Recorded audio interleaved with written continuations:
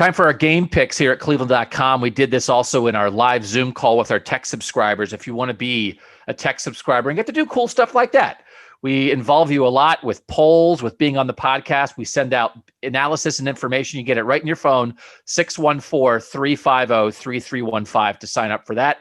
The betting line we're using is Ohio State minus 12 for this showdown with Penn State and State College. Stephen Means, what's your game pick? 49-21. So I'm taking the minus 12 Ohio State, and here's why. I think the first half, because of what Penn State's defense has, even though it doesn't have Micah Parsons, might be able to, halt some drives for Ohio State. And Ohio State's defense might give up some big plays in the first and second quarter, just like it did against Nebraska. And, maybe Pat Fryermuth is able to get loose. Maybe, Sean Clifford is able to get loose a couple of times and they're able to put up a little bit of points. But in the second half, that's where Ohio State, with the depth and the talent that they have, that's where that starts to take over and they can start to pull away. But I think in that first half, it's pretty close, and that's why at 49-21. That's a big difference from my shutout prediction of last week. Correct. Incorrect within 3 minutes prediction of shutout last week. Nathan, what's your game pick? I'm going 37-22. Ohio State. I think they will cover the spread, at least at what it is right now. We'll see if it keeps growing, but I think it's probably settling in around the range it's going to be. And at the end of the day, I just think that Penn State, I think it's a better defense than what they faced last week from Nebraska. I just don't think you can keep Ohio State down to the level that Penn State can score at right now. Penn State obviously has some issues right now at running back. I don't know if their offense is going to be balanced enough to force Ohio State to really respect that. I think Ohio State is also going to play better than the second week. I think they're going to make some strides defensively. As we've always said all along, the ceiling is, there's a bigger gap between their floor and ceiling, where they started and what their ceiling could be. And I think they're going to slowly start to build towards that.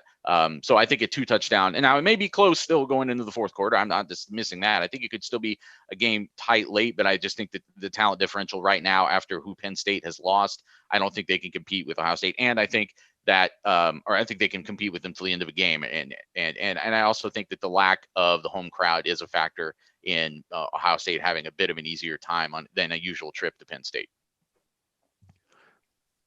I'm taking Penn State with the points confidently. My pick is 34-28 Ohio State. I think that Penn State's running backs, even though they're down to like their third and fourth and fifth running backs, are as good as Ohio State's running back. I like Devin Ford. I thought he did some things last week. He scored by accident. He's like their fifth string, and then he's their third string back, and then they have a fifth string guy who's a freshman who kind of did some things too.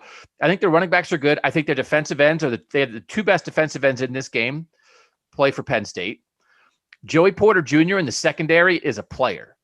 He's young. He is a player. He's 6'3".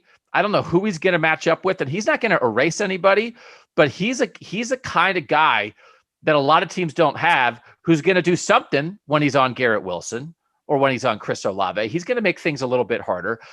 I don't think anybody all year is going to stop the Ohio State passing attack. You can't. No one's going to stop it. But if anybody has some players to try to slow it down, I think Penn State has that. I think Penn State has a pretty good offensive line. Sean Clifford played awful in the first 2.5 quarters last week. He threw 2 interceptions. They were the 2 of the worst interceptions I ever saw.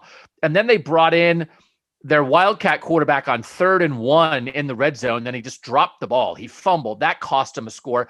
Penn State leaked points last week. Unbelievably bad. They played pretty well, and they shot themselves in the foot so many times. It is ridiculous that they lost that game. I think Penn State plays a lot better. I think also, Nathan, to your point, I think Ohio State also plays better, but I think Penn State makes a bigger leap from where they were in week 1. I think there are just some matchup things. Penn State's secondary, pretty good. Penn State's pass rushers, good. Penn State's running game, I think pretty solid, even with the guys they're missing. I think they're going to move it a little bit. I think Indiana was like a JV Ohio State and like the JV team beat Penn State last week. JV Ohio State beat Penn State, but I think Penn State got a pretty good look at kind of how things are going to work. I'm not sure that anything that Nebraska did, their quarterbacks ran and Sean Clifford's going to run. Nebraska can't throw.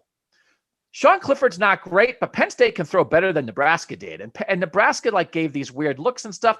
I don't feel like that Ohio State got as good of a look last week about what this game's going to be like. I think it's tight the whole time.